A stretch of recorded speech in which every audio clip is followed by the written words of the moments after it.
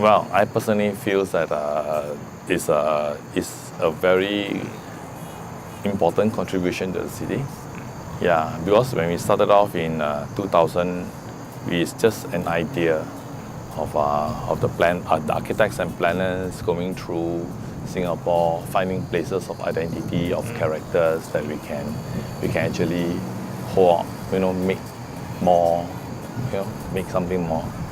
Then over on these southern reaches, it was they come through all the major road that branches out from the city, yeah, and then along this Telok Blangah Road, what's the places of identity. They were quite hard. They had some difficulty at first in trying to see, but after stepping up back and then looking at it, at that point was Mrs. Koh was a chief planner, yeah. So then you realize, hey, we have these nice hill parks, that is that forming the character already for this area. The idea sprung, okay, what if we can connect the hill parks together? But how to do it? So that's where they started to come out with the idea of a high-level link, mid-level link, turning part of the nursery into open it up to the public. So it sort of connect up. So it formed this 9 kilometer all the way to Clementi Woods. Yeah, I think the whole idea is to create a sense of surprise, a sense of place. And when we did the project, we wanted that people, when they walk along the bridge, they actually walk along a curve, so that every moment when you walk, you see a different part of the city. And one of the reasons why we decided to curve the bridge as well is to actually, on the convex side, it actually reaches out to the sea, which is on the southern part of the Singapore. And you can see today, on this bridge, you can see the port and the reflections by the bay. And whereas on the concave side of the bridge, we wanted the bridge to embrace the city, so that on the right side, when you walk, you actually see the city skyline, and over time you can see how the city grows, and it actually reflects the different stages of the growth of the city. You see the old HDB in Red Hill area, you see the port beyond, you see the central business district, and all this actually happens in the midst of a natural environment on the southern regions. And it looks complicated, but actually it is quite a simple mathematical formula. I think all of us, we have done math before, right? So actually it's just a simple trigonometric equation. It looks complicated, but actually the whole process of this mathematical design was intended to actually simplify the form and the structure. Because first of all, we wanted to create a natural form that simulates the undulating and natural terrain of the southern regions. And so we asked ourselves, how do we do that? So one of the ways is to create a curvilinear structure. And of course, back then in the AA, we were doing this research on parametric surfaces. So we thought it is quite appropriate that we apply this design methodology, and at the same time to create something that is natural and yet buildable. I think that is actually the driving idea behind the whole project. 20 meters from this side on the west to the east, Yeah. right? And in doing so, you had to tilt the whole to create a curve on plan, and then you got to tilt it on the other Elevation. in elevation. Yeah. So is that a challenge in writing? Yes, I think what is good, I think it's very important that every project has some constraints. And actually, constraints do make projects better. And they do present us with a set of parameters that we have to work with. And in fact, using parametric design actually helps to ensure the accuracy of the design, knowing that we have to rise 20 meters from one end to the other end, and with a length of 280 meters, we are able to bend the structure and raise the structure from one end to the other end precisely so that the landing point and the ending point actually meets perfectly on site, given the kind of natural terrain that we are facing. We wanted the bridge, the timber deck, to extend into the structure so that it also becomes a sitting and a backrest for the users. Because we wanted to create not just an infrastructure, or a bridge that simply connects two points. We wanted to do a little bit more, given that we know we are connecting the southern ridges, and it will be used as a leisure facility as well.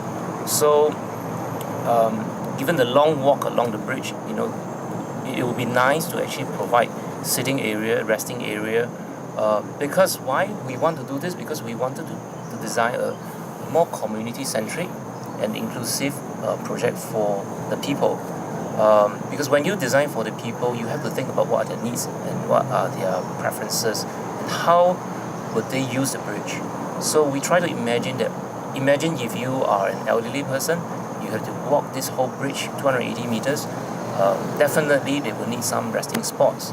So that is where we decided that we need to have something for them.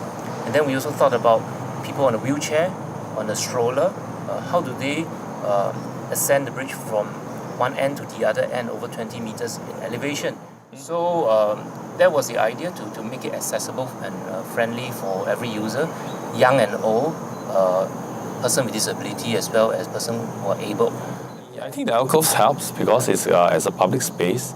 Because after it was open, right, my colleague was telling me, he was coming here about 1 o'clock in the morning, and then he says that, wow, there are some people lying here and looking at the stars, and some people was playing the guitar, serenading his friends away, I was like, okay, I'm very impressed that he is turning into a nice public space that is really, it's not that easy to get here, but because of it's not directly connected to any public transport.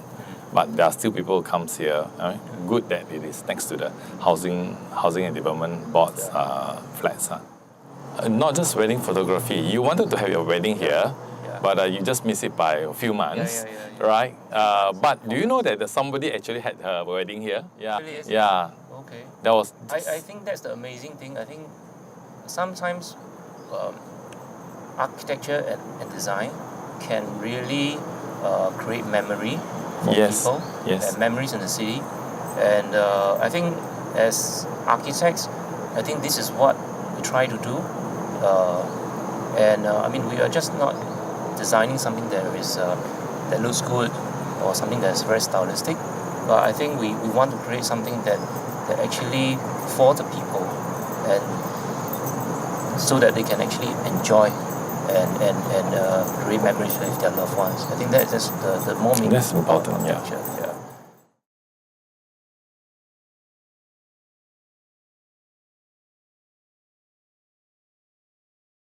The interesting story went behind is it doesn't came at the office, but was one weekend before that.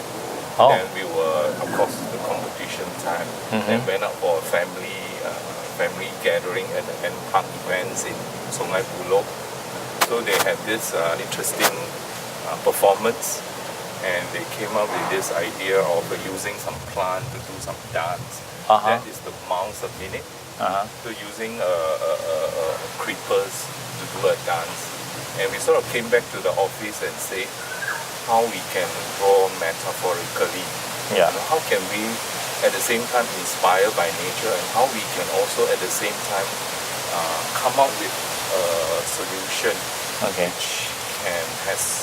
which we have a relationship with the nature. So we see our architecture very much like an organic plant, which is now today you can see it's a metal pattern, because this mouse a minute plant is a creeper, it's very vigorous creeper. It attaches itself to the natural topography and it has these triangular shapes, Yeah. which we make it Yeah. as a modular Yeah. system. And slowly, so as you walk up the hill, the 70 meter, you're actually slowly following the creeping up of the the hill part. Metaphorically. Yeah. Oh, okay. I think I should be able to imagine that the next time I walk along here.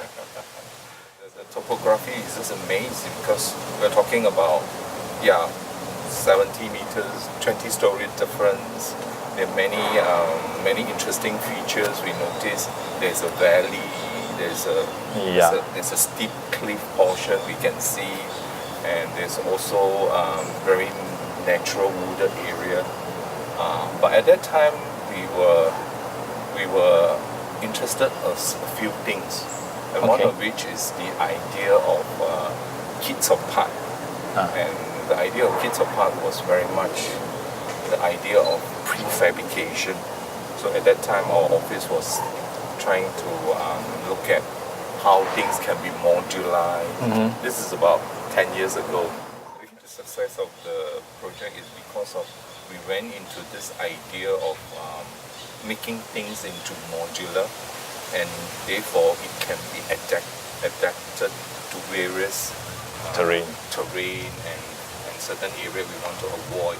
So Yeah. it become a highly adaptable system Yeah. by having this prefabricated components. And of course, I think you also understand that we have to confine ourselves within 2-meter walking zone on both sides, Yeah. and thereby minimize the Yeah. unnecessary falling of beautiful mature trees. Yeah. So it's not a free site, Yeah.